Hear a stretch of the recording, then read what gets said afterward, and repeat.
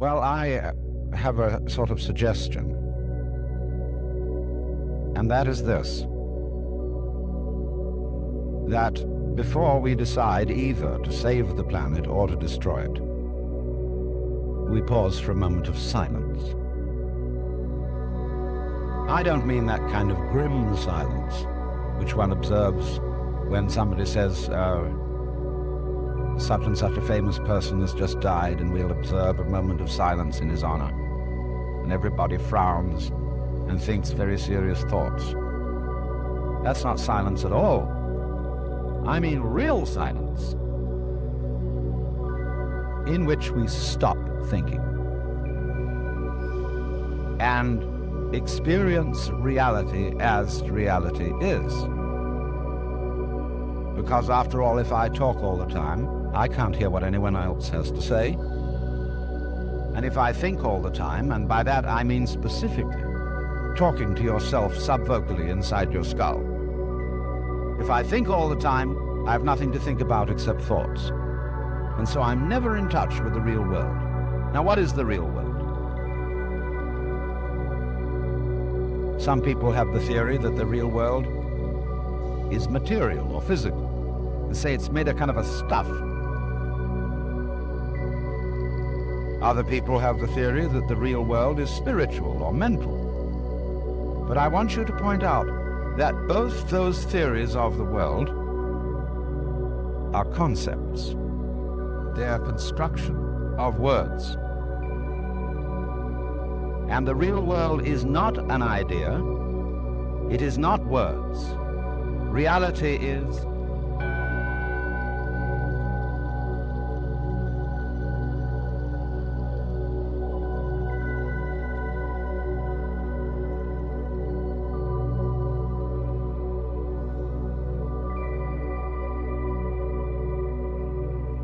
you will find, therefore, that if you get with reality, all sorts of illusions disappear. And I will mention several illusions that have not this kind of existence.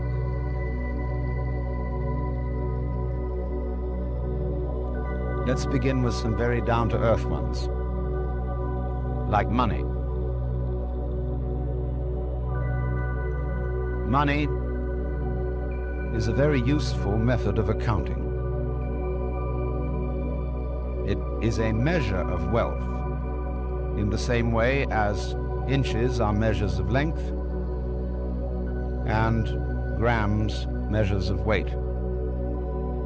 You cannot eat money. You could have a fantastic quantity of dollar bills and stock certificates on a desert island, and they would be useless to you. What you would need would be food and animals and companions. Money simply represents wealth in rather the same way that the menu represents the dinner. Only we are psychologically perverted in such a way that some of us would rather have money than real wealth. But you know, you cannot drive in 5 cars at once, even though they be Cadillacs. You cannot live simultaneously in 6 houses, or eat 12 roasts of beef at one meal. There is a limit to what one can consume.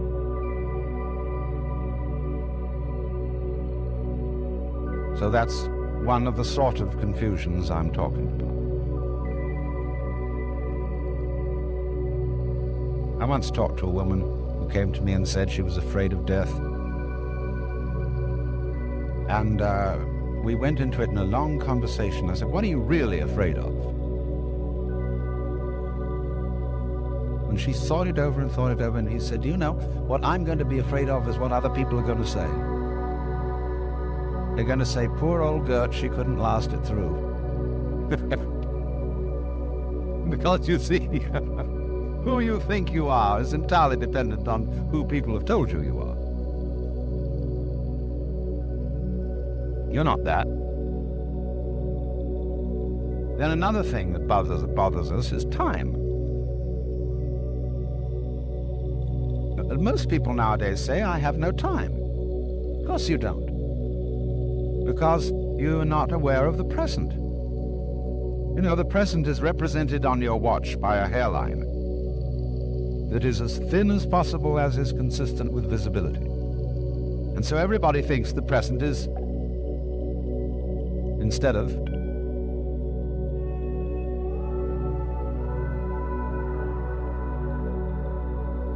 now, the present is the only real time.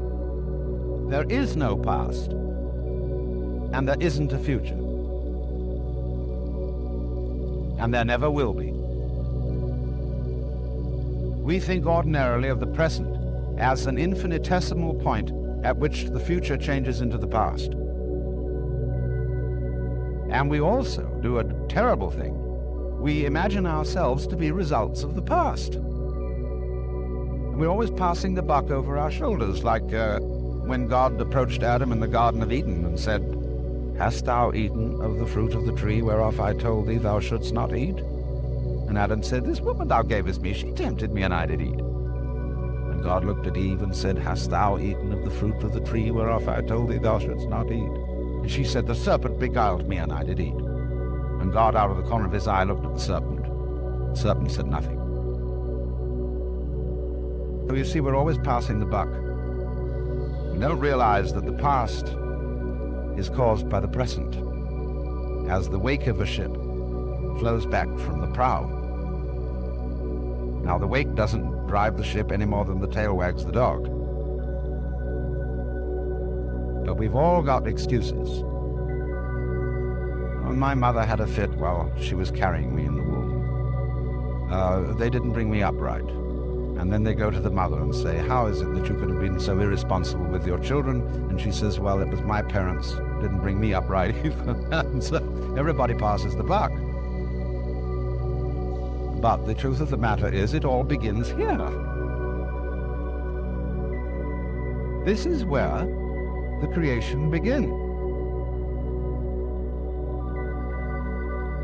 And you're doing it and won't admit it. Because, of course, you're all God in disguise. Jesus found that out, and they crucified him for saying so. Because the Jewish people had a sense of God as the cosmic king, the boss. It was modeled on Pharaoh, on Cyrus of Persia. The King of Kings and the Lord of Lords was Cyrus's title. Kyrie eleison means Cyrus, have mercy on us. But you don't have to think of God in that image. When modern Protestant theologians of the sort of liberal type are saying God is dead, they mean not that literally, they mean a certain image of God is dead. Outworn. Because it was, after all, an idol. And when it says, "Thou shalt not make to thyself any graven image," it doesn't mean merely images of wood and stone, which nobody took seriously anyway. It means, above all, images made of imagination, images made of concepts. And that one had feet of clay. But it doesn't mean that God is dead, that life is nothing more than a trip from the maternity ward to the crematorium. It's much more spooky than that.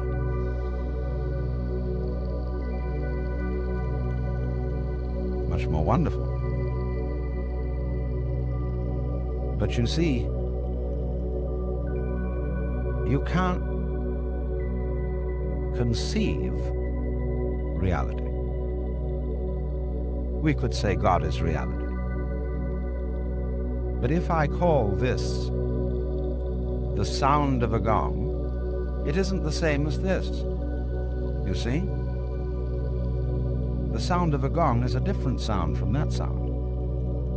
The sound of a gong, the sound of a gong, the sound of a gong, the sound of a gong is not.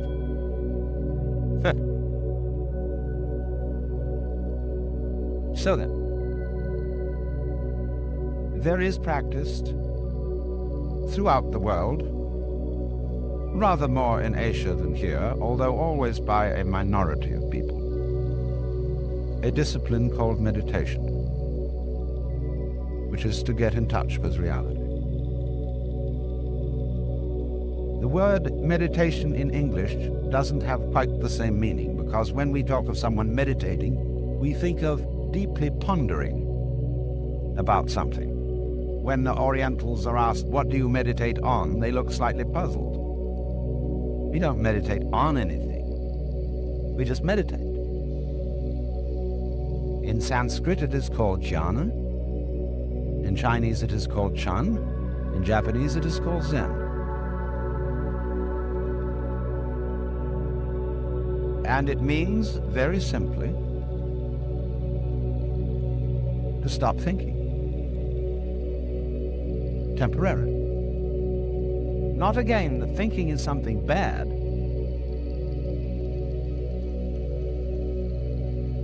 But if you don't, you have to stop thinking at certain times. Once you get the knack of that, you can do it even while you're thinking.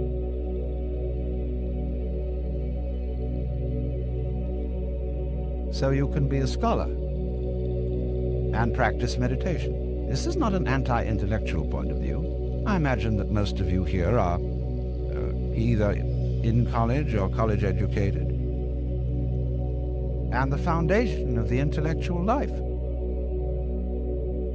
Good scholarship requires that you meditate. But in saying that, I have got myself into a linguistic trap. Because you see, I seem to be pitching it to you as if it was something good for you. As if it would give you a better future. As if it would improve you. Now, so long as such motivations and considerations exist, you're not meditating.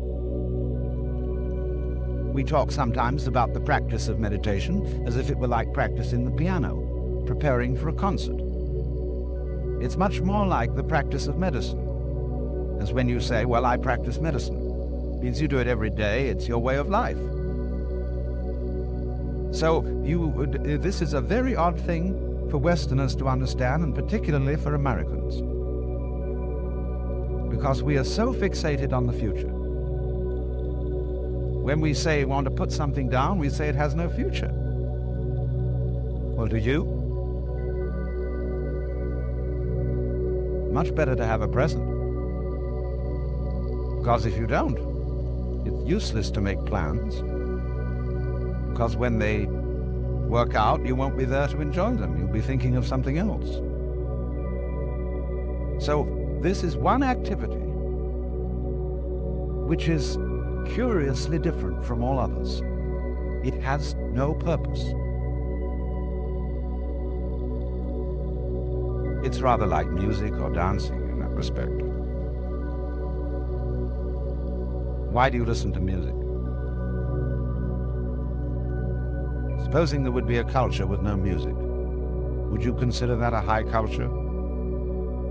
But why do you do it? Well, some people say, well, we go to the concert to improve our minds. Well, if you do that, you're not listening. As you see, music is peculiar in that it is a marvelous pattern of sounds that doesn't mean anything. There is some inferior music that means something. What we call program music, like the Tchaikovsky 1812 Overture. Or some of Debussy's perpetrations, such as the Englutted Cathedral, where it's creating visual pictures or imitating natural noises, the beat of horses' hooves or rollings of military drums and the sound of the waves, etc. Just imitation. Now, great music as composed by Bach or Mozart or the Hindu music or some of the great contemporary composers doesn't mean anything except itself. It isn't going anywhere. Otherwise, the fastest orchestras would be considered the best.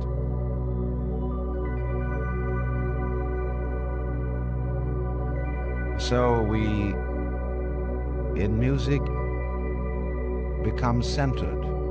We come into the present. Not a hairline present, mind you. It's an expanded present, because if you had a hairline present, you wouldn't be able to hear one note after another. You wouldn't know what note you'd heard before. So you couldn't hear melody.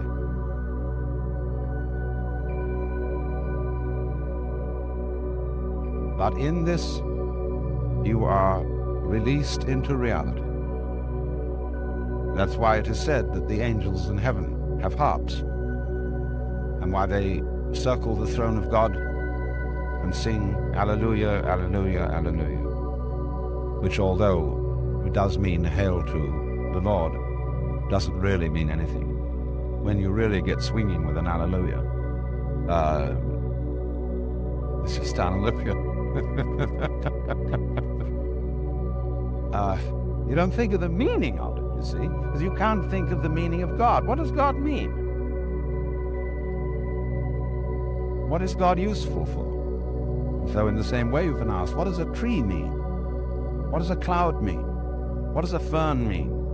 What's it all about? Well, we've got on all kinds of weird theories that the ferns exist in a certain way in order to propagate themselves. Like birds do all this thing in order to lay eggs so more birds come out. And the whole point of that is that there shall be more birds still. This is a purely engineering approach to life.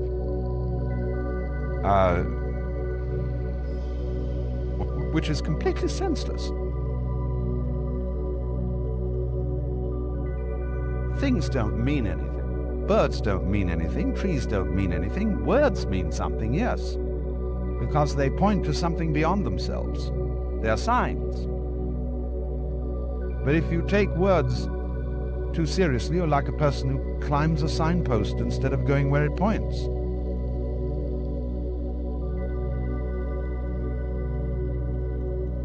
And so if you suddenly say, but my life has no meaning, you're identifying yourself with a word.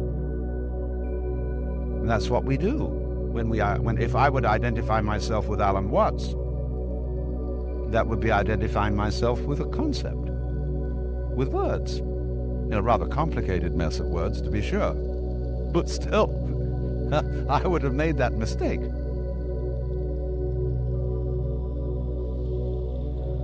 So then, it has to be understood about meditation that it's not an exercise, it's not a gymnastic, it's not the ordinary sort of self-improvement procedure. And one does it not to be good for you, but just because you dig it. Because at last you find yourself in the center, the eternal now, in which past and future drop away.